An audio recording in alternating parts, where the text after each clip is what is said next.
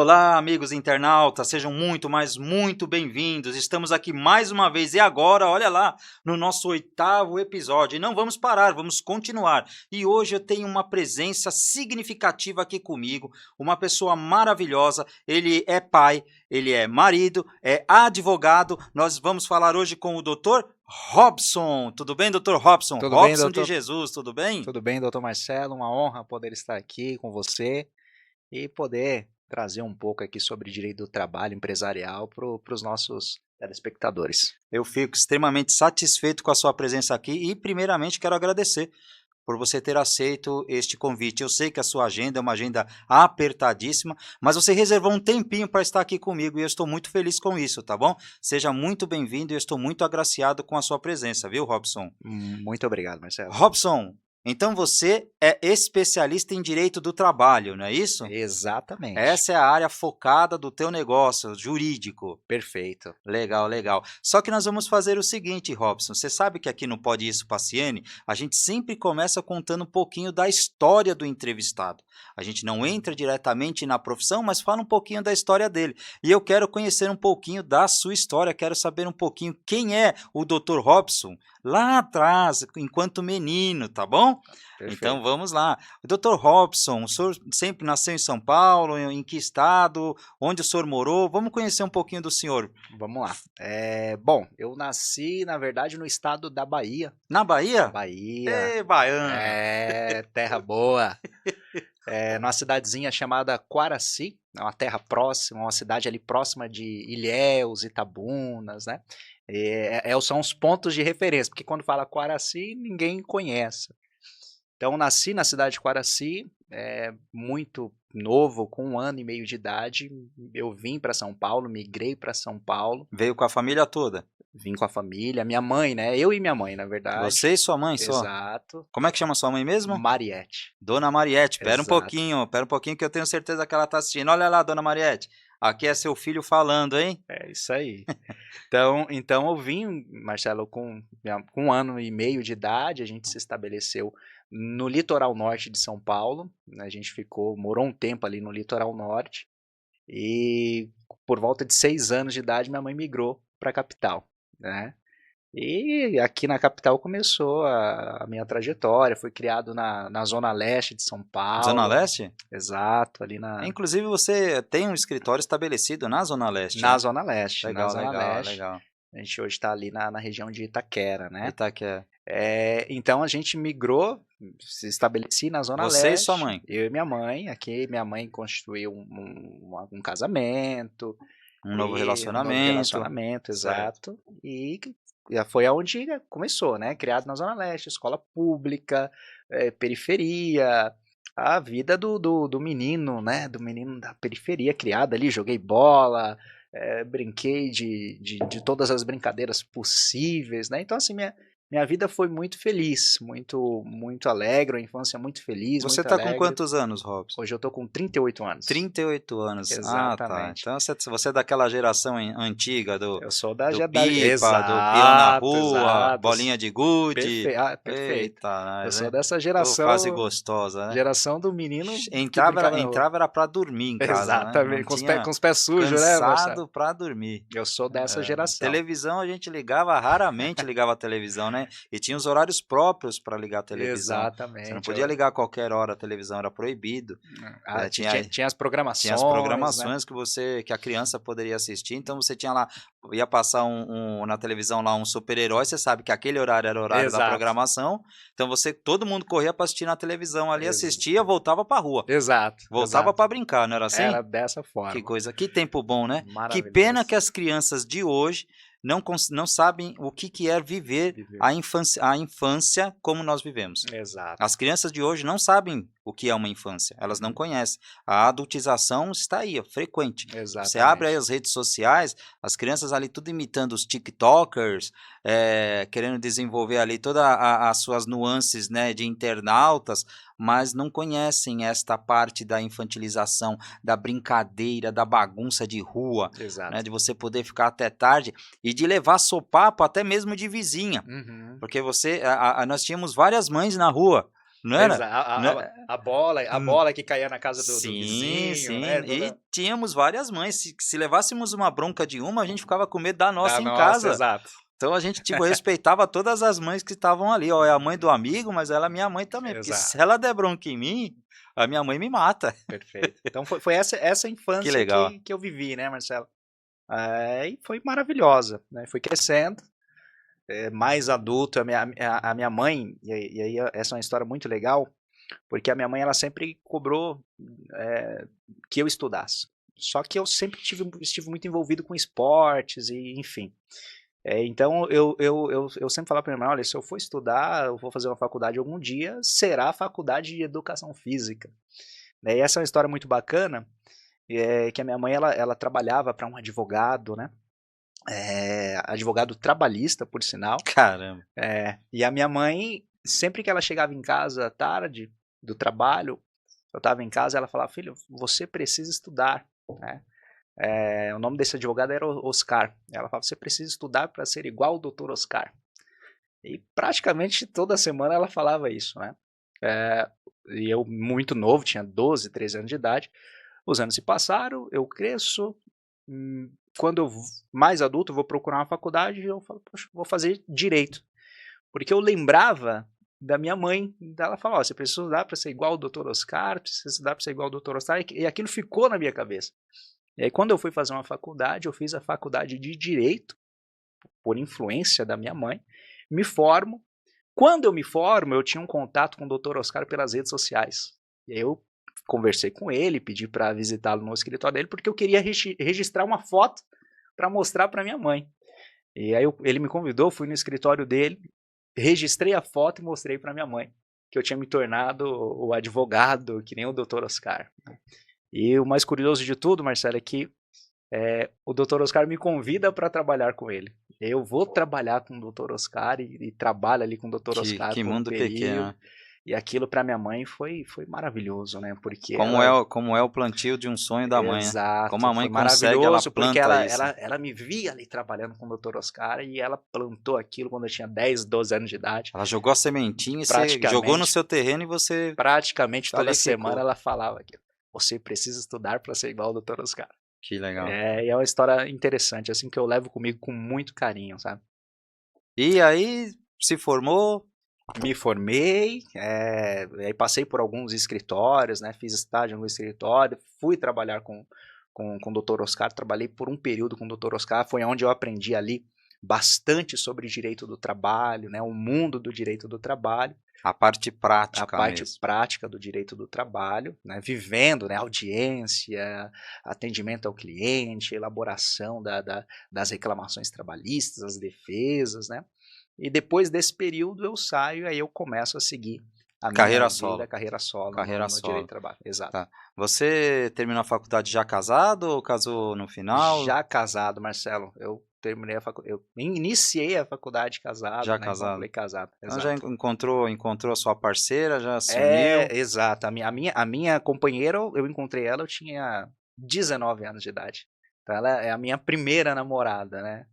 Encontrei ela com 19 anos de idade, inclusive ela é o alicerce de tudo isso. Porque Como é que ela chama? Suzana. Suzana. Exato, um beijo Legal. para Suzana, né? Suzana. Então ela que também ali por trás, dando todo o suporte, enquanto eu trabalhava, ela estava ali dando suporte, porque eu trabalhava e estudava, né? Então ela fazia todo aquele suporte de aguentar a minha ausência por esse período, né? Uma longa ausência. Uma né? longa Vamos lá, ausência. venhamos e convenhamos. Exatamente. Se você tinha ali um turno integral de Uhum. trabalho mais a faculdade, então nós estamos colocando aí a média de 15 horas fora de 15 casa. horas fora de casa. De 15 a 16 horas fora de casa. Exato. Então, Essa é a luta para se conquistar um objetivo. é uma longa Então é um ausência. preço que se paga. Olha, eu tenho um preço a pagar.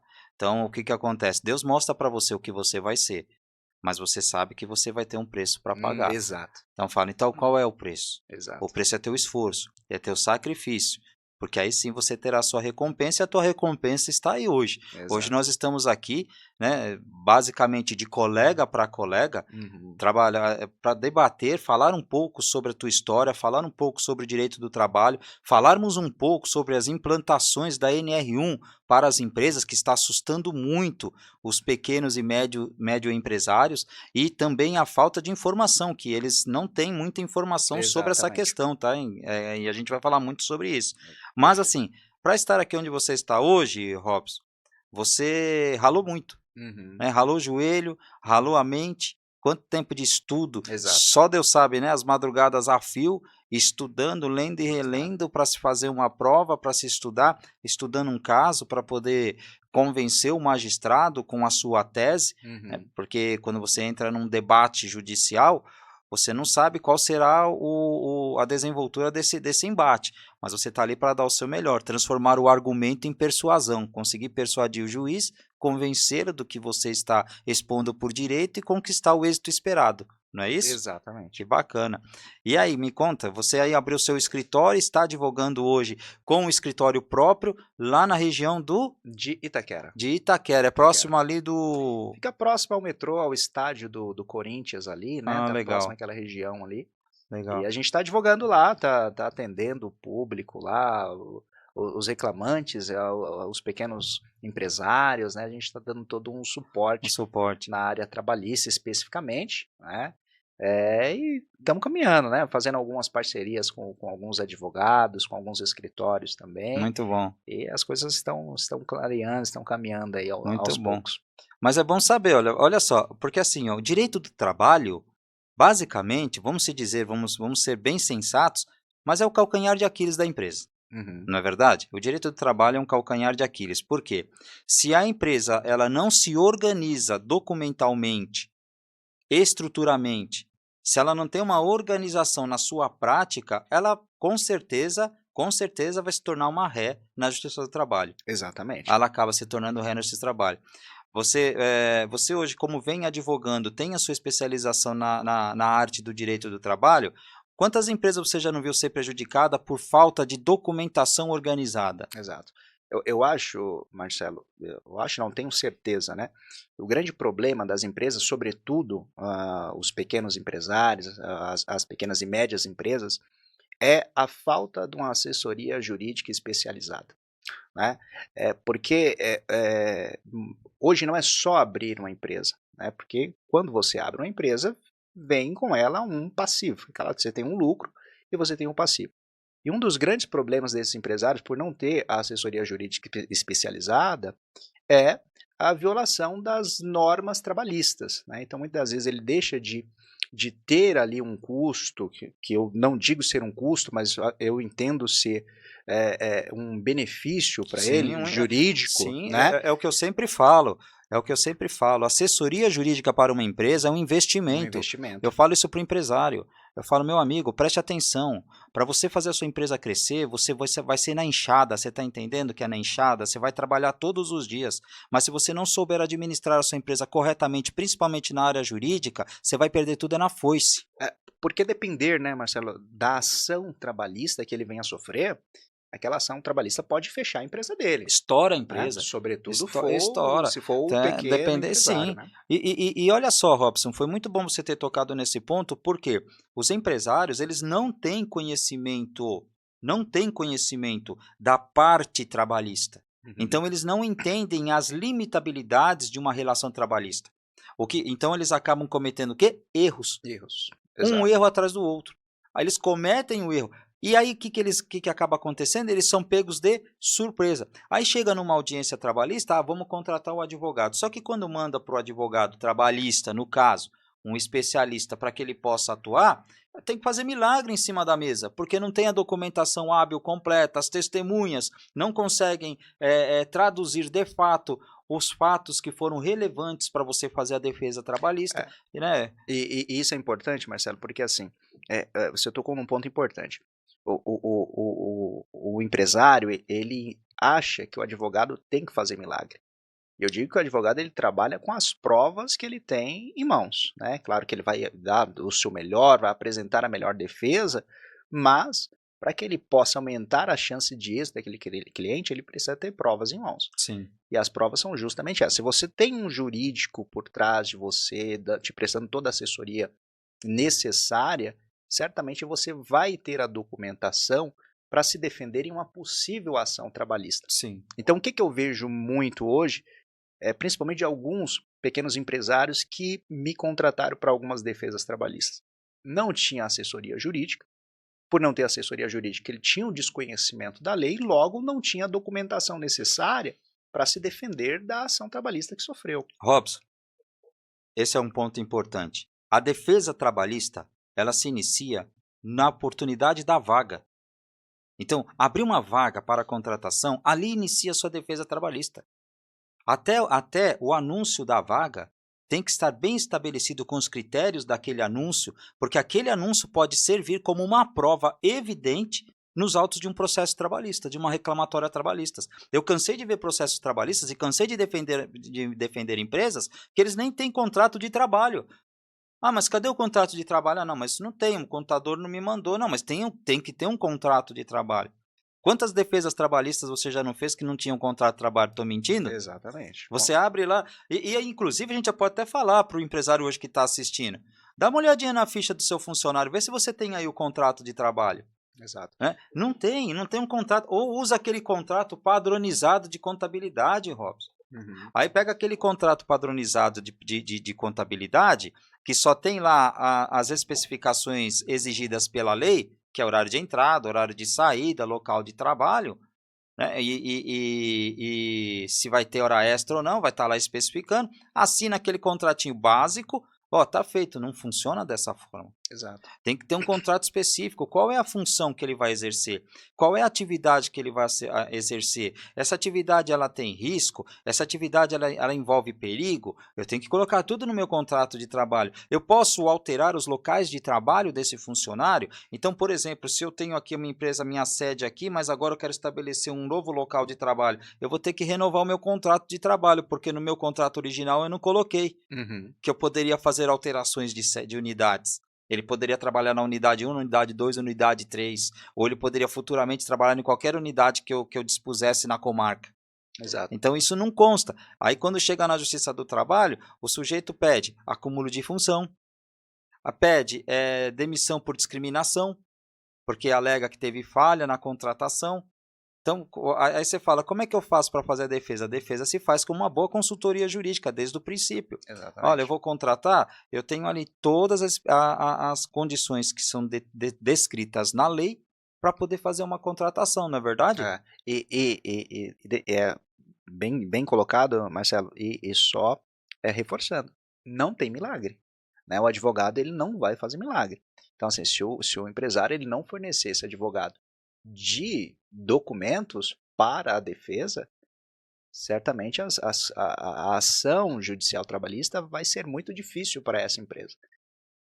Por melhor que seja o advogado que você contratar. Sim. Então, reforço, por isso a necessidade de uma assessoria jurídica especializada. E sempre foi necessário, mas muito mais agora com essas implementações de NRs. Não é verdade? Tá tirando o sono, né, dos pequenos empresários, essas NRs. Sim, né? E assim, eu percebo, sabe o que acontece, Robson? Eu atuo também na área do direito empresarial, cuido de empresários, mas eu percebo o seguinte, muitas empresas não estão se preocupando com a aplicabilidade das NR1. Né, para implantar a implantação da NR1 nas atividades que eles exercem, dentro do seu operacional, dentro das atividades laborativas. E isso vai trazer uma chuva de ações trabalhistas no futuro. Exato. Aí o reclamante ele ingressa com a ação trabalhista, o que vai ser feito de requerimento? Queremos verificar se foram pontuadas as NRs. Eu não tenho pontuações das NRs. E aí o que acaba acontecendo? A prova não seria nossa enquanto empresa, Exato. enquanto ser defendido ali, o empresário defender a sua própria atividade, qual a prova que ele tem para evitar a alegação que o reclamante fala de um problema psicossocial? Se nós não implantamos a NR, essa é a importância, né? Bom, é um ponto importante que você trouxe, Marcelo, essa questão das NRs, porque hoje está muito obscuro, né, essa questão das NRs. Está sendo muito falada, mas a maioria das pessoas não sabe o que é essa NR, né? Se é obrigatório Se ou é não. obrigatório ou não Primeiro NR. ponto de tudo, implantação de NR1, ela é obrigatória? Olha, se houver funcionário registrado na empresa, né, que é o funcionário ali seletista, registrado na carteira de trabalho, tem que ter a implantação da INR, tá? Esse é o primeiro ponto. Então, assim, o empresário que tem um funcionário registrado em carteira tem que ter a implantação da INR. Só que é importante a gente, Marcelo, aproveitar a oportunidade aqui para especificar o que é essa INR, né? Primeiro que a INR, sobretudo a NR1, ela não é nova, né? Ela rege aí desde 1978, lá foi criada pela portaria 3.214 do Ministério do Trabalho e Emprego. Então, desde 78 a CNR ela vem regendo, E sendo moldada. regendo aí as regras de saúde e segurança no ambiente de trabalho, né? Só que a grande questão é que Inclusive é a principal, é a saúde e segurança do segurança no trabalho. trabalho, exato. A grande questão é que essas NRs, elas, não as NRs, mas as empresas por si, elas sempre priorizaram os riscos ocupacionais, né, que são a questão do acidente de trabalho, né, os acidentes ergonômicos, né, Os os operacionais, operacionais, os físicos, os vamos físicos. assim, né? Os riscos físicos. Perfeito. E o que acontece, Marcelo? Houve uma atualização nessa NR, né? E com essa atualização, que se eu não me engano foi no ano de 2014, teve essa atualização, e que passou a viger essa atualização a partir de 2026 agora, né? Com essa atualização, incluiu-se a necessidade de observância dos riscos psicossociais. Mas o que é o risco psicossocial? São os riscos causados ali, por exemplo, um burnout, né? Um risco de saúde mental, o assédio moral. E é até Tá? importante entender a diferença entre risco e perigo. Exato. Então, a primeira observação que nós vamos ter, o que é um risco? Então, vamos lá. O que é um risco? Quando você está exposto a um perigo, isso é o risco. Uhum. Então, primeiro eu tenho que identificar, aqui tem perigo? Tem, então pronto, temos um perigo aqui. Então, se eu me aproximar desse perigo, eu estou em risco. Quanto mais próximo, maior o meu risco. Quanto maior o meu risco, mais proteção eu tenho que trazer para o meu colaborador. Exato. Aí, o que acontece? A atividade que o colaborador exerce, ela pode estar próxima, ligada a um risco psicossocial? Exemplo, assédio. Exato. Eu estou muito próximo, olha, posso estar muito próximo desse risco de assédio. Então, é importante um trabalho efetivo para identificar não somente o ambiente de trabalho, mas as funções exercidas dentro do ambiente de trabalho. Seria o trabalho preventivo da empresa, né? Isso aí, Dentro do ambiente para a implantação das da das NR1. NRs, né? O trabalho preventivo, isso. buscando evitar ou amenizar, né, os riscos, né, por exemplo, como você citou, o assédio, né? O que pode trazer um assédio ali dentro daquele ambiente de trabalho, dentro daquele setor, assédio né? moral, assédio sexual. Exatamente. Então com essa atualização das NRs, analisar esses riscos passou a ser obrigatoriedade da empresa, né? Então a empresa agora ela tem a obrigatoriedade de analisar a possibilidade desses riscos, né? Com a criação do plano de gerenciamento de riscos, né? Então é necessário a empresa olhar hoje com um olhar mais criterioso para esses riscos psicossociais, né? Sim. O que é importante? Utilizar o GRO, não é isso? Gerenciamento de riscos ocupacionais. Com o gerenciamento de risco ocupacional, você consegue identificar os riscos. Lembrando, perigo e o risco. Uhum. Identifiquei o risco próximo do perigo. Com esse gerenciamento de risco ocupacional, a gente vai para o PGR. Aí no PGR a gente vai fazer a prevenção. Uhum. Então, o que eu posso? O que eu tenho que fazer aqui? Que é o programa de gerenciamento de risco. O que eu vou fazer como um programa aqui? E aí, essa PGR, vamos falar, essa PGR ela é individual ou ela é coletiva? Até me fizeram essa pergunta. Eu digo o seguinte, são para os dois. Uhum. Coletiva e individual. Eu tenho que identificar dentro da coletividade e identificar também a individualização. Nós não temos aí os EPIs? Exato. EPI é o quê? Equipamento de proteção Individual. individual. E você também tem o EPC, Hum, Equipamento de Proteção coletivo. Coletivo, que Exato. é o local que você... Por exemplo, eu tenho aqui vamos lá, um botijão de gás. Eu vou colocar uma proteção aqui porque para que não possa atingir a minha equipe aqui que está trabalhando no operacional. Isso aqui eu tenho um EPC. Eu Uhum. criei aqui uma proteção, uma blindagem. Então a mesma coisa é o PGR. O PGR ele faz toda essa aplicabilidade através do GRO de como que eu vou aplicar. Então você vê a importância, como que a Justiça do Trabalho hoje vai começar a observar isso. Exato. Você tem ali o seu GR, você tem ali o seu P. E é importante, Marcelo, isso é muito importante, por quê? Porque a não observância, e é importante que o pequeno e médio empresário ele tenha essa ciência, a não observância desse plano de gerenciamento de riscos, né, ou o GRO, pode causar ou implicar a aplicação de multa. Né? E as multas elas começam ali de 3 mil, 5 mil reais e elas podem ser gradativas, né? Porque elas são aplicadas de acordo com as penalidades que a empresa comete. Inclusive, falando sobre a aplicação de multa, as NRs não estão suspensas. Eu estou vendo muito empresário dizendo o seguinte: fica tranquilo, está suspenso, o STF suspendeu. Não. O STF suspendeu a aplicação da multa. Exato. Mas a observância da NR, ela continua. A implantação da NR1 para as empresas, hoje, é extremamente obrigatória. Uhum. Aliás, sempre o foi. Só que agora a fiscalização do MTE vai ser muito maior. Exato. E esse tipo de documento vai ser exigido, inclusive, pelo E-Social. Uhum. Então, o E-Social vai identificar que você não tem um plano de gerenciamento, que você não tem o gerenciamento de riscos operacionais. E aí, o que vai acontecer? Fiscalização. E aí, qual é o grande problema do empresário? Se você manda um fiscal até lá, ele vai olhar um ponto ou vai olhar todos os pontos? Todos os pontos. E aí é onde se aumenta, ou pode se aumentar o valor da multa, né? Sim. Porque em tese o fiscal ele não vai analisar só se o plano de gerenciamento de riscos psicossocial. Não vai. É o todo. É o todo. Né? É e aí pode trazer um prejuízo financeiro enorme para a empresa. Ou seja, ele não pensa que ele vai falar, vamos ver se você aplicou a NR1, você fez aí seu GRO. Exato. Né? Você fez o seu gerenciamento, encontrou, localizou os seus riscos, aí você fez o seu PGR. Não, ele vai analisar toda a atividade. Uhum.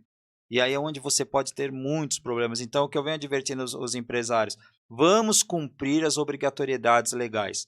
Vamos implantar a NR1, colocar a sua empresa numa atividade dentro das padronizações da NR. Vamos deixar essa parte organizada, informarmos o E-Social que estamos produzindo todo o necessário para a proteção e salvaguardar a saúde psíquica dos nossos colaboradores, para evitar qualquer tipo de constrição trabalhista. Exato. Né? E agora vamos lá, você que tem essa parte aí, que também envolve muita parte do reclamante, não é um documento que você vai exigir na sua ação que a empresa apresente? Perfeitamente. E se a empresa não apresentar, Robson? Você sabe, Marcelo, que o advogado, sobretudo o trabalhista que advoga para o reclamante, ele vai atacar os pontos fracos da empresa. Né? E sabendo que não há documento, eu vejo diversas ações aí que a reclamada, que no caso é a empresa, ela apresenta a defesa e não traz os documentos que era de necessidade dela apresentar no processo. Né?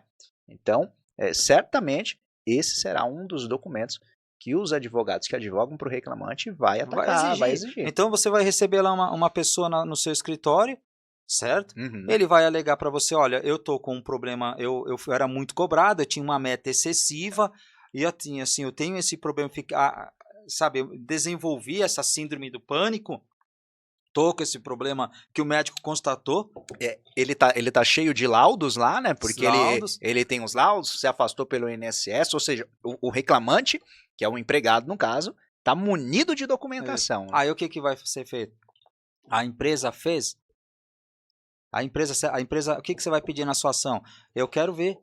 Vai solicitar que a empresa apresente, né? Apresente os documentos sob pena de ter ali a confissão. A confissão, exato. De ter ali a confissão. Então, cadê o seu PGR? Fez o seu GRO? Não. Aí você vai chegar na parte do advogado da empresa. O advogado da empresa, eu não tenho GRO, eu não fiz, eu não tenho PGR. E aí lembra o que a gente falou aqui no começo, aqui, né? Se a empresa não munir esse advogado de documentos, fica difícil para o advogado fazer a defesa. Tá? Eu vou mais além. Já tem juiz mandando intimar o Ministério do Trabalho para identificar se a empresa está cumprindo as normas da NR1. Aí você fala, chegou um ofício para o Ministério do Trabalho, para o fiscal, o que ele vai fazer? Vai para em cima da empresa. Aí chega lá, a empresa não aplicou a NR1, não fez a sua implementação. O que vai acontecer com essa empresa? Lembrando que as multas são individuais, né, Robson? E aí, Marcelo? Quantos funcionários ele tem? Tenho 10. Se a multa pode chegar a 7 mil, é 7 mil vezes 10. E aumenta, né? Quanto maior a quantidade de funcionários, maior a multa. E aí a empresa terá dois prejuízos, né? Porque ela vai, além de enfrentar a fiscalização do auditor fiscal do trabalho, ela vai enfrentar a ação trabalhista também que ela está sofrendo. Então perceba como que vai aumentando a sangria dessa empresa por não ter as documentações necessárias, né, para... E o que você vê como um fator importante, predominante para que isso não aconteça com as empresas? Marcelo, sobretudo, primeiro de tudo, é a assessoria jurídica especializada, né? É necessário ter. Eu acredito que o empresário nem pode mais andar sem advogado. Porque assim, sem advogado ele está pisando em ovos. Exato. Porque ele não consegue... Para dar o direcionamento ali para ele, né? E organizar juridicamente a empresa, organizar o prontuário de cada atividade para que ele possa seguir o trajeto dele como empresário. Porque o empresário ele tem que pensar no crescimento da empresa. Exato. Só que ele não pode deixar de lado a situação jurídica desta empresa, achando que naquele momento eu não preciso investir nisso. Pelo contrário, é o ponto principal de investimento. Não se começa uma casa pelo telhado. Eu falo sempre isso. Não comece uma casa pelo telhado, ela vai cair, ela vai ceder. Você tem que ter grande o prejuízo, né? Você precisa ali ter o seu radier bem pautado, você precisa ali ter toda a tua estrutura para depois o teu telhado ser produzido. O problema é que o empresário ele fala assim, isso não é momento agora de se investir, não é momento agora de gastar com isso. Eu fui fazer uma audiência esses dias para um empresário, Robson, até tomando a tua parte, e eu fui fazer audiência para ele, ele falou assim, doutor, você sabe como é que é a vida de empresário, a gente vende o almoço para comer na janta. Falei, mas olha onde você está hoje, como réu numa justiça do trabalho, e você viu o que eu tenho para te defender? Somente a peça de contestação. Somente a peça de contestação, eu não tinha documentos, Robson. E certamente ali o prejuízo dele foi muito maior do que se ele tivesse a assessoria jurídica. Assessoria jurídica. Exato. Uma assessoria jurídica, contrata uma assessoria jurídica, por quê? O empresário o que ele quer? Ele quer abrir a empresa dele, porque ele vê assim, eu preciso vender, para vender eu preciso de nota fiscal, certo? Então o que ele pensa? O que é importante para mim? O contador. Eu vou lá num contador, eu quero abrir uma empresa, o contador, ele olha o cliente e fala, tudo bem, vamos abrir a sua empresa. Foi lá, abriu, primeiro, não analisou corretamente qual é o enquadramento tributário. Não identificou corretamente qual é o KNAI que vai ser utilizado para a abertura daquela atividade empresária, que isso pode trazer um viés no futuro problemático para a empresa. Não analisou a elaboração desse contrato social e quais serão as regras estabelecidas entre os sócios. Foi o contrato padrão, né? Contrato padrão. Eu peguei tudo padrão. E aí joga um CNPJ na mão do CPF. Pega lá então o CPF e fala, beleza, abriu o seu CNPJ, você está pronto. Eu vou abrir, estou com o CNPJ, tá, já posso emitir nota? Posso. Vou contratar. Aí contrata o funcionário, para quem ele pergunta de novo? para o contador. Contador. Aí o que o contador faz? Beleza, vamos registrar aqui. No máximo que o contador faz é exigir, é verificar a convenção coletiva com base no KNAI. E a questão do contrato padrão, Marcelo, hoje a gente tem um problema muito sério que a gente tem a IA ainda, né? Então o camarada joga lá na IA lá Deus me o livre. prompt que ele quer e Sim. sai um contrato livre. lá e enfim. Deus me livre. E é o que eu falo, ó, empresário, para você ter uma ideia, o teu funcionário ele tem que ter no mínimo, 18 documentos assinados. Como assim? Sim. 18 tipos de documentos assinados. Ah, mas ele assinou, não sei nem o que ele assinou então. Exato. Ele tem que ter no mínimo 18, independente da atividade. Ele tem que ter lá, no mínimo, confidencialidade, ele tem que ter lá o contrato de banco de horas ou contratação da estimativa de horas e pagamentos delas, premiação vai ter que estar ali, né? Carga de trabalho vai ter que estar ali, a atividade que ele está exercendo vai ter que estar ali, a atividade de risco, quais são os riscos da atividade que ele exerce. Exato. O que a empresa faz para evitar, para inibir esses riscos, ele tem que ter ali assinado. Cadê essa documentação? Fora as documentações da medicina ocupacional. Então você observa que ao contratar um colaborador, no mínimo 18 documentos. O empresário analisa isso? Não. Mas é importante, né, Marcelo? É super importante. Lógico. Porque facilita para o advogado do reclamante Pro- e dificulta para aquele que está defendendo a empresa, que você tem que suar ali, e aí você tem que explicar para o empresário, olha, nós não temos, mas como? Eu paguei, mas como? Está aqui o olerite. Sim. E aí volta a dizer, né? E aí esse empresário, quando vier uma ação trabalhista, certamente ele vai ter uma surpresa muito grande. Sim. Porque as ações trabalhistas, Marcelo, os valores eles se somam. O problema tem uns reflexos, né? Você pede lá uma hora extra que não foi paga, aquela hora extra tem reflexo. Dano moral pela hora extra. Você entendeu? Dano moral pela hora extra. Cansei de pegar causas assim. Entra pedindo horas extras e pede danos morais por essas horas extras. Exato. Porque olha só, Robson, a dificuldade, que se reconhecida for as horas extras, que aplique-se também os danos morais, porque trabalhou gratuitamente, afastando-se do lar, afastando-se da possibilidade de uma vida social sem nenhum percebimento de pagamento. Exato. Aí o juiz reconhece as horas extras e ainda condena em danos morais. Olha o quanto aumenta o prejuízo que o empresário pode ter. Porque não é só, né, Marcelo? Por exemplo, eu peço o vínculo de emprego, no caso. Com aquele vínculo, vai vir diversas verbas, reflexos ali daquele vínculo. Sim. Né? Então você pede lá o 13º salário, tem reflexo. Vai ter reflexo em FGTS, em férias, enfim. Então isso torna o valor da ação trabalhista expressivo. Aí quando você fala na questão desse vínculo de emprego, que significa dizer, o sujeito foi lá, trabalhou, porém sem vínculo de emprego, sem registro, provavelmente deve ter sido contratado como profissional autônomo, mas aí o empresário, o que ele tem? Nada de documento. Ele não tem um contrato de prestação de serviço, ele não tem uma exigência de recibo ou RPA ou uma nota fiscal do prestador de serviço. E aí ele chega na audiência, ele fala, não, ele era só meu prestador de serviço. E aí qual que é o grande problema quando o empresário fala isso em audiência? Não, ele era prestador de serviço? Inversão do ônus da prova. Cai para mim, como defensor da empresa, provar agora que o advogado que trouxe ali o reclamante, faltou com a verdade naquele serviço. Marcelo, sabe o que já me aconteceu muito? E aí eu já defendi alguns empresários nesse sentido, ele chegar para mim e falar assim, doutor, ele não foi registrado. Eu falo, mas por que ele não foi registrado? Porque ele falou que estava recebendo um seguro-desemprego e ele não poderia ser registrado naquele momento porque ele iria perder o seguro-desemprego. Ou porque ele recebe um benefício assistencial e ele gostaria de ter o benefício assistencial. E aí o empregador, né, às vezes o bondoso coração do empregador fala, tudo bem, não registro. E o camarada começa a trabalhar lá 1 ano, 2 anos, 3 anos, enfim, sem registro. Quando ele sai da empresa, o que ele faz? Ingressa com a ação trabalhista.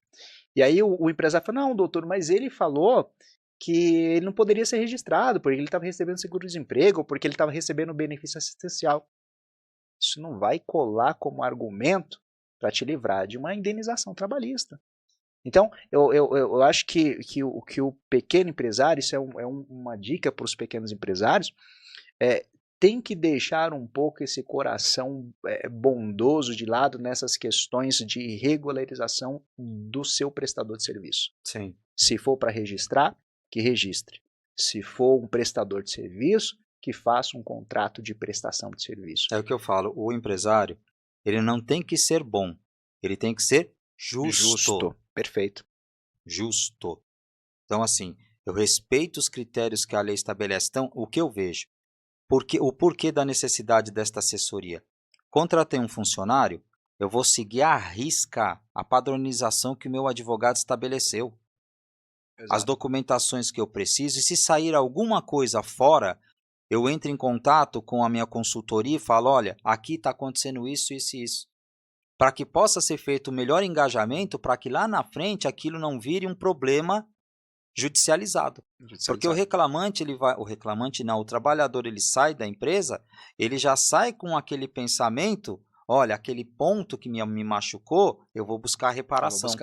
Exato. Ou seja, se a empresa não estiver pautada em documentos, pautada dentro de todas as normalidades legais previstas pela lei, ele vai ter problema. E isso para o advogado que advoga para o reclamante é um prato cheio, né? Sim. É um prato cheio. E pode prestar atenção, Robson, pode prestar atenção que as grandes empresas são as que menos sofrem ações. Uhum. Você fala, como pode? Quando sofrem, Marcelo, elas possuem documentação suficiente para convencer o magistrado que estavam respeitando todas as normas e diretrizes estabelecidas pela lei. Uhum. Então você vê que a empresa grande, ela não sofre altas demandas judiciais. Uhum. Agora, as pequenas, é uma chuva de reclamatórias trabalhistas em face das empresas pequenas. E essas empresas pequenas não suportam as condenações trabalhistas. Eu conheço empresários que não conseguiram suportar condenações trabalhistas. Não tinham condições. O maquinário desses empresários não pagavam as contas da prestação de contas de uma trabalhista. É porque são altas, né? Altas. Ele não entende, quando ele vê aquela ação, ele não entende aquele valor. Mas é o que nós tratamos aqui. Esses valores, as verbas, elas têm reflexos. Né? E esses reflexos somados com correção monetária, com juros, deixam o valor expressivo. Sim. Né? Então, a depender da ação, o pequeno empresário ele quebra. Né? Então, por isso que o que é uma reclamação trabalhista? A reclamação trabalhista está reclamando direitos trabalhistas. O que é necessário? Necessário a empresa ter documentos para falar o que você reclamou, eu tenho. Uhum. Olha, o que você reclamou está aqui. Está documentado. Está documentado. Você assinou, né? Está relatado. Exato. Né? Está tudo formalizado, pautado. Então, essa é a importância. Vamos falar alguns pontos aí, por exemplo, da NR1. Vamos falar essas questões de risco. Você vê a importância de já na contratação informar para aquele que está para ingressar como colaborador na empresa, conhecer os riscos da atividade que ele vai exercer? Importantíssimo. Acho que ser o mais claro possível, né, Marcelo? O mais claro possível, se possível, até documentado. Tem que estar documentado, Robson. Exato. Concordo com você. Documenta. Olha, tua atividade tem estes riscos. Para que ele não possa lá na frente alegar o desconhecimento. Exato. Mas o que nós temos aqui? Nós temos aí, vem o programa de gerenciamento de risco. Mas nós temos este programa para inibir estes riscos. Exemplo, assédio moral ou sexual. Tem que colocar. Pode ocorrer assédio moral ou sexual. Mas como? É impossível colocar. Por quê? Porque se você tem ali pessoas que trabalham com pessoas, em dois momentos, em qualquer momento isso pode acontecer. Então, se você coloca aqui, mas o que você faz para inibir? Eu tenho um canal de denúncia. Então, assédio moral... Um efetivo canal de denúncia, né? Isso. Porque hoje muitas empresas, elas criam um canal de denúncia, mas aquele canal de denúncia é para inglês ver. Né? Então, acho que além de criar o canal de denúncias, que se tem um canal de denúncias efetivo. Sim. Isso é importantíssimo. Sim. É um dos requisitos aí que a empresa pode criar para coibir ou combater, por exemplo, a violação da ANR, um assédio moral, um assédio sexual, Sim, né? que a questão, porque assim, o risco físico é muito mais fácil de identificar Exato. do que o psicológico. O psicológico, principalmente o assédio moral ou sexual, são velados, né? Porque é São aquela- subjetivo, Robson, subjetivo. é subjetivo. Então, o risco físico, ele é aparente. Você tem ali o perigo, faz ali o seu tratamento de risco, aplica corretamente o EPI. Agora, como que eu vou aplicar um EPI num fator psicológico? Psicológico, né? Como é que eu vou aplicar isso? Então, é aí que vem os pontos. Então, peraí.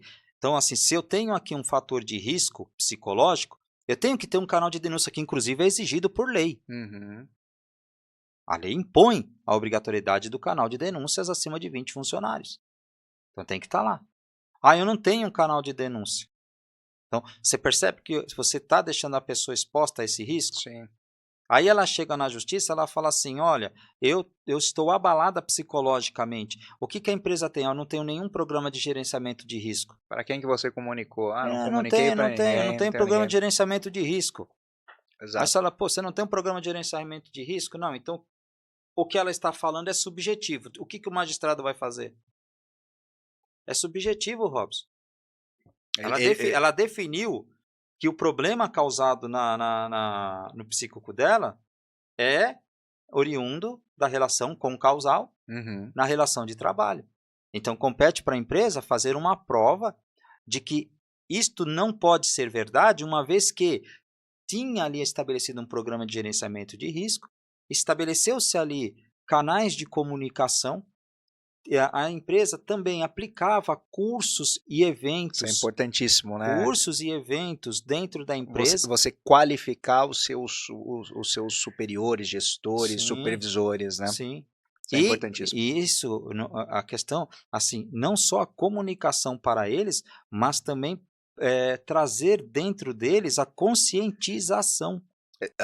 Seria um trabalho de conscientização dentro da empresa, né, Isso, Marcelo? Para toda a com empresa, toda a equipe. elementos documentados. Então, ó, reunir o grupo de funcionários e colaboradores, prestar a melhor um atendimento coletivo e depois possibilitar um tratamento individual, caso seja necessário. Uhum. Orientar o colaborador como deve proceder se estiver sofrendo um assédio moral ou sexual que esteja causando-lhe um prejuízo psíquico. Seria mais ou menos aquelas campanhas que as empresas fazem muito, por exemplo, o Novembro Azul, né? Todo novembro ali, mês de novembro, tem aquela campanha do Novembro Azul, acho que é o Maio Amarelo, se eu não me engano, né? Sim. Então acho que seria mais ou menos nessa linha, né, Marcelo? Esse trabalho de conscientização, Sim. essas campanhas dentro da empresa, né? E é legal, né, Robson, pelo seguinte, você vê o que nós estamos falando, porque o empresário ele está achando que é só um documento assinado pelo funcionário e está bom. E não é. Não é. Exatamente. Não é, né? Então, olha que interessante, por exemplo, pensando aqui numa ação trabalhista que a empresa sofra, olha o tanto de documento que a empresa tem para provar de que ela estava dentro das normas que a ANR estabelece. Né? Por exemplo, numa instrução de uma testemunha, a empresa fazia campanha de conscientização, a testemunha poderia dizer sim, fazia. Né? Então como você disse, não é só a assinatura de um documento. Fez uma campanha, criou, formalizou, foto do Perfeito. evento, né? Foto, certificado, documentos, atas das reuniões. Exato. Assinado. Cria um livro ata, começa a assinar o livro ata. Põe lá no livro ata o funcionário que participou, o que se tratou naquele dia, quais foram as abordagens, certificado. Mantenha isso dentro do seu acervo para evitar lá no futuro deixar de convencer um juiz de que você estava totalmente pautado na razão do direito. Na razão do direito, perfeito. Não é isso? Perfeito. E é o que falta, né, Sim. Marcelo? É o que tem trazido aí muitos prejuízos para as empresas. E agora vamos falar um pouquinho o seguinte, Robson. Quanto a essa questão assim da CIPA, O que que você acha? Acha que vai ter essa necessidade aí de ter cipeiro também nesse fator de psicossocial? Olha, eu acredito Até que porque é CIPA-AA, né? Que agora CIPA mais A. antecipa mais A. Eu acredito sim, Marcelo, né, a necessidade de observância total da legislação, Sim. né? Então, é um trabalho que os cipeiros terão aí de conscientizar, como já fazem aí a conscientização dos riscos ocupacionais. Então vamos né? pensar o seguinte, um comércio que tenha mais de 20 funcionários, você vê a necessidade da implantação Com, de uma CIPA? com certeza. É com obrigatório, certeza. né? Fala, olha, é Obrigatório. obrigatório, está dentro da lei, né? Exatamente. Nós temos lá a NR5 que impõe a necessidade da implantação de um cipeiro. Não basta só ter o funcionário, Sim. né, Marcelo? Você tem que... E é interessante que esse cipeiro, inclusive, pode ajudar a empresa. Exatamente. Ele não está ali para prejudicar. Porque o cipeiro, a implantação da CIPA dentro de uma empresa, você pode ter um representante da empresa e um representante dos colaboradores. Uhum. Agora nós teremos duas pessoas acompanhando a questão do gerenciamento de risco. São colaboradores que vão fiscalizar, Orientar, para você, né? advertir. E com isso, o empresário ele pode pensar em outras coisas, Sim, né? e se sentir seguro, eu tenho ali, eles estão trabalhando em cima disso, Exatamente. né? Então eles estão acompanhando, eles têm os meus colaboradores têm toda a estrutura Uhum. para poder ter esse tratamento, né? Ter esse PGR bem aplicado, esse programa de gerenciamento de risco. E eu acho que isso é importantíssimo, Marcelo, como você colocou, porque o empresário ele vai ter a cabeça dele voltada para outras coisas, para trazer talvez mais clientes para a empresa, né, fazer um trabalho comercial, porque ele sabe que tem ali dentro da empresa o cipeiro que está responsável por gerenciar, por analisar as normas, as normas da ANR. Da ANR. Né? Agora, por que eu te digo isso? Pelo seguinte, se você hoje entrar dentro de uma empresa, ela pequena, de pequeno porte, o empresário ele não acredita a importância que se faz esta aplicabilidade da ANR para a proteção dele. Uhum. Seja ele lá com 1, 2 ou 3 funcionários, essa importância de ter essas documentações em ordem, bem estabelecidas. E ele não tem por quê? Porque ele acredita que está totalmente dentro das assertivas legais, porque está pagando o Olerite, está pagando a guia do FGTS e o INSS. Ele tem na cabeça dele, Marcelo, que é mais um custo. E não é mais um custo. Sim. Né? Você está protegendo a sua empresa. E aí, o que nós já dissemos aqui, você pode evitar um prejuízo muito maior no futuro. Sim. Com uma ação trabalhista. Sim. Né? É que nem eu falo, um time de futebol, ele não anda só, ele precisa do técnico. Exato. Por quê? Porque o treinamento técnico é que aperfeiçoa o jogador em campo. Uhum. E eu falo isso para o empresário. Empresário, você é o jogador em campo. Então você precisa de um técnico que vai chegar para você e vai falar assim, olha, a forma de atacar é assim. Você tem essas regras que você tem que respeitar. Você não pode subir na defesa dessa forma. Você não pode subir o campo. Você fica na parte de baixo do campo. Então você vai orientando o empresário. E aí ele consegue fazer o esperado gol. Exatamente. Ele acaba fazendo esperado gol. Eu falo para o empresário. A importância de você ter essa assessoria jurídica é que você pode ter a antecipação e a devida orientação para evitar lá na frente ser surpreendido com uma demanda judicial trabalhista e não ter ali provas satisfatórias para evitar uma condenação, que é o pior de tudo, que ninguém quer. E tem um detalhe importante, Robson, que nós esquecemos de falar. É possível recorrer na Justiça do Trabalho? Lógico que é possível, mas e o custo do recurso? Do recurso. As teses recursais, né? Os valores. Os valores recursais. O primeiro recurso trabalhista, salvo engano, acho que 14 mil, arredondar. Vamos arredondar. Recurso ordinário. 14 mil reais em dinheirinho ali, ó. Ou seja, não basta só recorrer. Né? Você tem que ter dinheiro para recorrer. Você tem que recolher as custas, né? Então você fala, olha, eu vou recorrer. Então perceba como que que os prejuízos eles vão aumentando, né, Marcelo?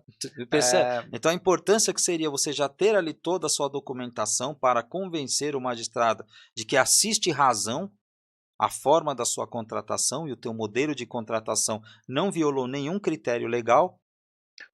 E sabe o que é importante também dizer, Marcelo? Além de tudo isso, né, dos prejuízos financeiros, tem também o prejuízo emocional que esse empresário sofre por estar litigando numa ação trabalhista, numa ação judicial.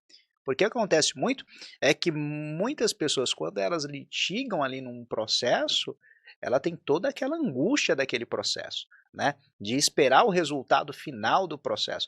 E a gente sabe que o processo ele não se resolve do dia para a noite. Né? Então tem toda a fase de instrução, de coleta de provas, a fase de recurso. Então, além de todo esse prejuízo financeiro, tem ainda o prejuízo emocional que ele vai passando ali, principalmente se ele souber que a defesa dele não está muito bem estruturada porque não tem documentação ali. Na Justiça do Trabalho, qual é o pedido recorrente que um reclamante faz? Aquele que habitualmente o reclamante faz. Marcelo, horas extras e reconhecimento de vínculo. São os pedidos aí master, né? Hora extra e reconhecimento de vínculo. E o que a empresa tem que fazer para convencer de que não deve valores de horas extras? Tem que ter o controle de ponto desse colaborador, né? E não só ter o controle de ponto, mas fiscalizar esse controle de ponto, saber se o colaborador está registrando os pontos corretamente. E se fizer horas extras e efetuar o pagamento, se não estiver em um banco de horas, também o controle geral. E é o que eu falo, o banco de horas tem que estar registrado no holerite do funcionário. Exato. Eu cansei de pegar ações trabalhistas, mas o contador não falou então. Tem que estar lá constando. Ele tem 14 horas, desde que data? O acordo escrito, sim, né? Com o colaborador. Eu assinei o acordo e o banco de horas, sabemos bem que ele tem que ser pago dentro do período de 6 meses. 6 meses. Tem que ser pago. Agora, como que se controla esse banco de horas? Isso tem que estar pautado no holerite. Exatamente. Então tá lá, 14 horas, banco de horas. 16 horas, banco de horas. Não está no holerite? Onde que tá esses bancos de horas? Ah, não sei, eu guardava... Como que você faz esse controle desse banco de horas? Né? Aí como que eu vou apresentar uma defesa para você? Aí eu vou sofrer agora para poder fazer uma prova? Não, tem que estar lá no teu holerite. Eu fiz 4 horas extras. Como está no banco de horas, tem que estar lá 4 horas extras. Vai estar 0,0 porque é banco de horas, não vai receber. Mas ele tem 4 horas extras como premiação. E quando tiver a compensação, tem que constar lá no holerite. Folga, compensação no banco de horas, 12 horas, 8 horas. Olha, ele tirou 2 dias de folga. Ou seja, de fato, realizar o controle, né, Marcelo? Isso. De fato, realizar o controle. É importante, né, Robson? Então você vê, olha só, eu estou falando com um colega trabalhista. Exato. Que está me dizendo o seguinte, os pedidos frequentes na Justiça do Trabalho, vínculo de emprego e horas extras. Horas extras. Vínculo de emprego por quê? Colocou dentro da tua empresa para trabalhar, tem que ter contrato assinado. Desde o primeiro dia. Desde o primeiro dia, quer seja de CLT, quer seja de PJizado.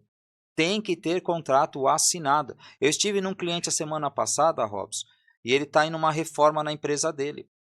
E eu vi o pessoal ali na reforma tal, e eu cheguei para ele e falei assim, legal, que bacana. E esse pessoal que está aqui trabalhando? Ah, eles são de uma empreiteira. Falei, que empreiteira? O Silva. Era só mais um Silva. Só mais um Silva. Tá lá. Tá lá na empreiteira. Tá lá na empreiteira. Quanto tempo essa obra tá aqui? Nós estamos fazendo aqui, tá 4 meses aqui. Não, 6 meses de obra aqui. Ô, Robson. Sem registro. 6 meses de obra, ele pagando pro Silva. Pro Silva. Que é um empreiteiro. Que é o empreiteiro. O empreiteiro era o Silva. Era o Silva. Era o Silva. Entendeu? Eu pago pro Silva. Pro Silva. E o Silva paga pros pedreiros. Aí isso é um outro problema, sim, né? Isso é um outro problema. Sim. Porque esses outros pedreiros, se ele não receber do Silva, ele vai processar o Silva e vai processar a empresa. E quem que vai segurar a bronca é a empresa. Aí a empresa recebe uma reclamatória trabalhista dos pedreiros. Exato. Aí ele fala, como assim? Mas só tinha o Silva. Fachada, exato. Eu fiz o meu... Só foi o meu telhado que ele reformou. Falo, você tem um contrato dessa prestação de serviços? Não tenho. É um problema. Ah, eu tenho aqui os recibos que eu paguei pro Silva. É Mas muita... você tem o dever de fiscalizar, Exato. porque assim, entenda que você está usando um serviço terceirizado. Porque caso contrário, você responde subsidiariamente. Se E, ele for condenado na reclamatória trabalhista, subsidiariamente, você será condenado.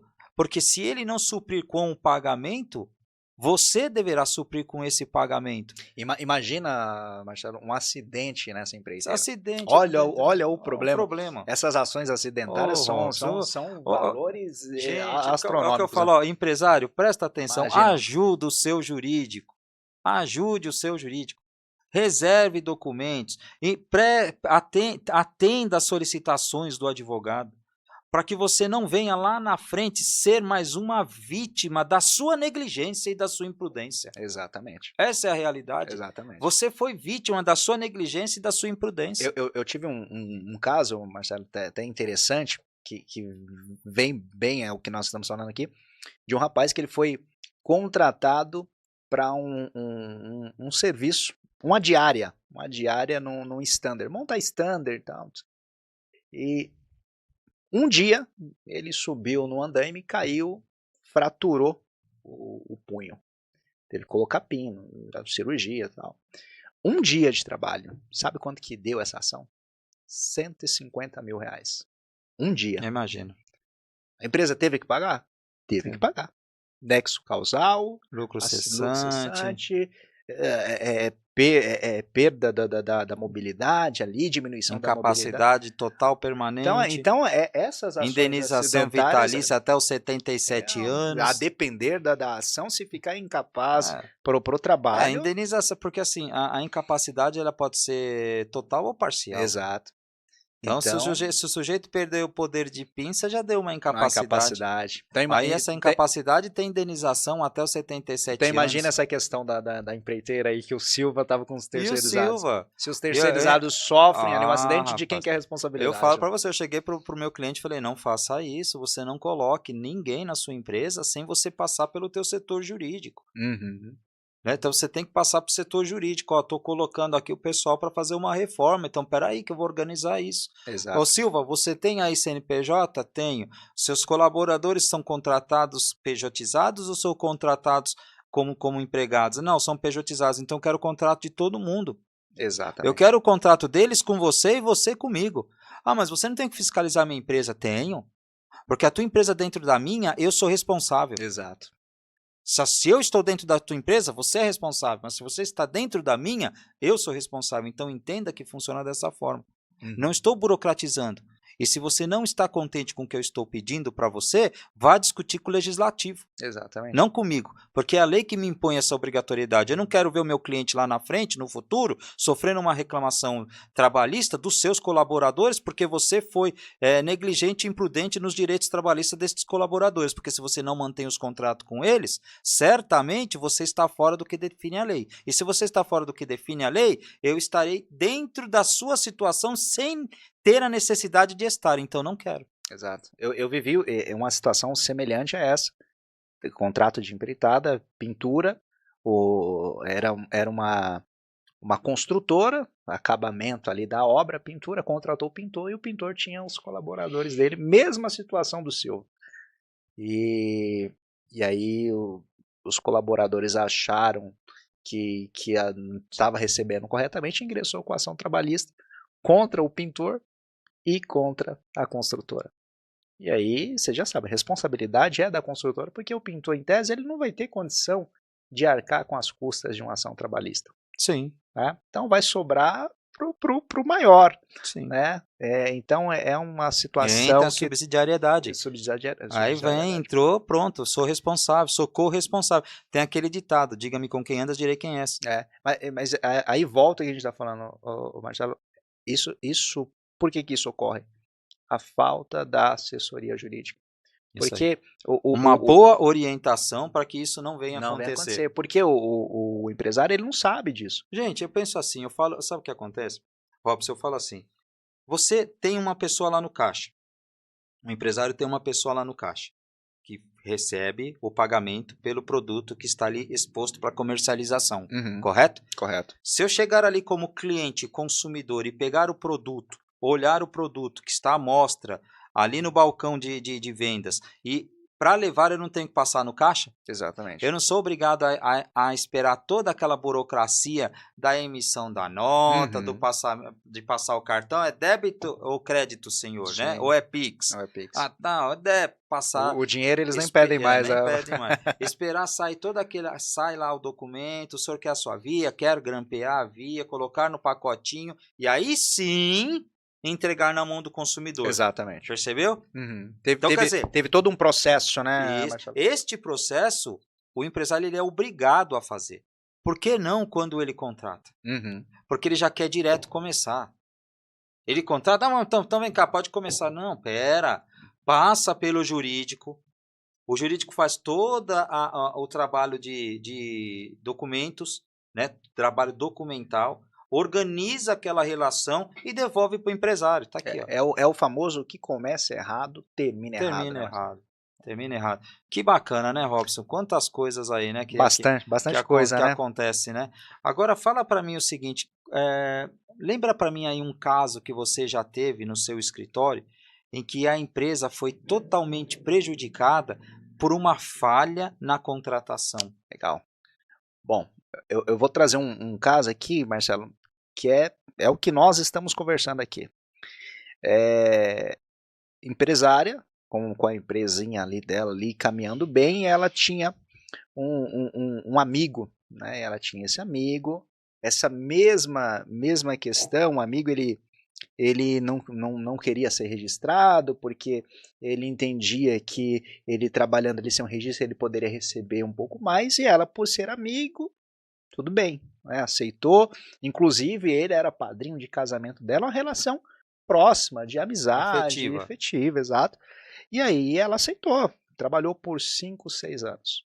Só que depois de 6 anos ali, a relação entre ambos ali desgastou. Ela era mais a mesma.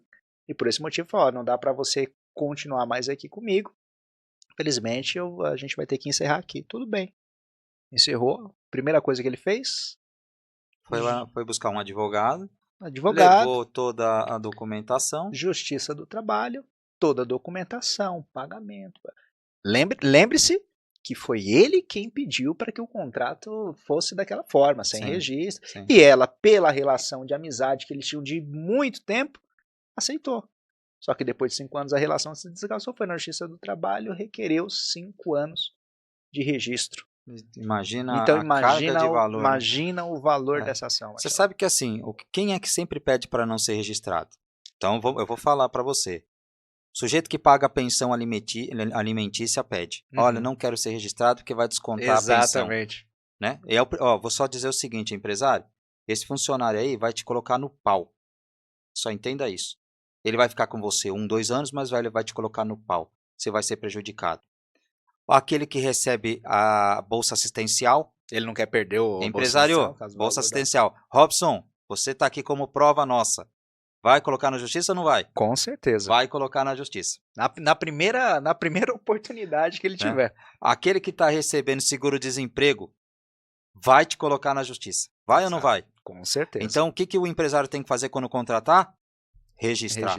Agora, o registro não é com aquele contrato entregue pelo contador formalizado ali, aquele padrãozão. Não. Passa pela consultoria, elabora um contrato bem assertivo, seguro, de proteção para o empresário e para o empregado e para o empregador, e aí faz sim o registro corretamente. Fecha, né? Mas fecha todas as brechas ali, né? Traz ali todos os termos que devem ser assinados, identifica corretamente, está tudo certinho, faz a contratação. Não existe negociata em registro. Não existe. É certo, Marcelo, que ele não vai poder evitar uma ação trabalhista. Sim. Porque é um direito constitucional ingressar com a ação. Sim. Mas eu tenho pautada a exatamente. Se ingressar com a ação trabalhista, você tem documentos para se defender daquela ação. Vamos pensar o seguinte, esta empresária que você contou que ela sofreu uma ação trabalhista de um parente. Exatamente. Certo? De um parente. Outro fator importante, parente. Já peguei no escritório casos de marido e mulher.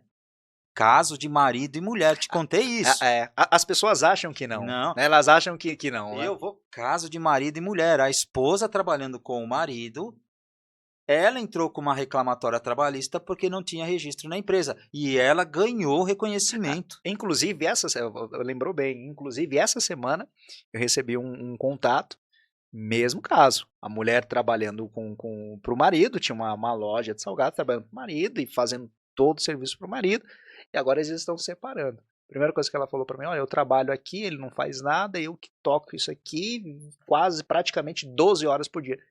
Tenho direito às verbas trabalhistas? Tem ou não tem, Marcelo? Eu acho que tem, Com certeza. infelizmente eu não tenho como dizer, eu não tenho como falar que não. Então assim, por isso que eu te falo, olha a importância. Então, vou dar um exemplo, nesse caso desta empresária que você falou, Uhum. era meu parente trabalhando comigo, só que eu não tinha ali com ele um registro em carteira, porque ele preferia receber por fora. Era parente, né? Ele Obviamente não vai... porque ele não tem descontos, Exato. né, de INSS.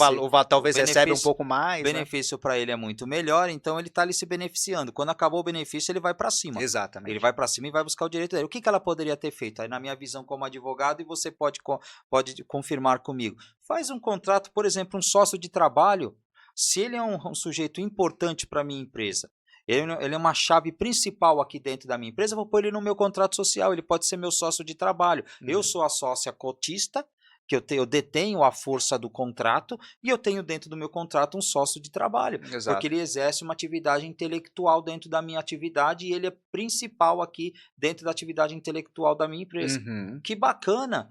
Salvaguarda o seu direito, chega na Justiça do Trabalho, fala, tá aqui o contrato, ele tá ligando vínculo de emprego, não, excelência, tá aqui, ó.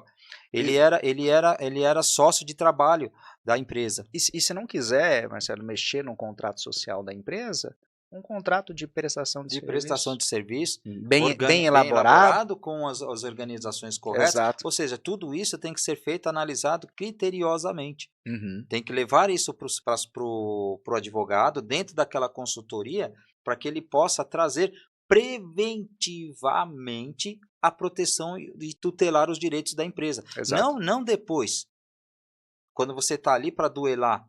Né? Depois que já aconteceu, né? Não tem mais o que fazer. Aí quando né? aconteceu, o que eu consigo fomentar agora? Eu não tenho documentação para me trazer segurança. Exato. É que nem eu te disse, eu já cheguei a fazer defesa de empresa, suando ali para fazer a defesa da empresa, só com a contestação e nenhum documento. Exato. E o cliente acha que você tem a obrigação de... Eu não tenho documento. Não, mas ele só fazia alguns serviços na minha empresa.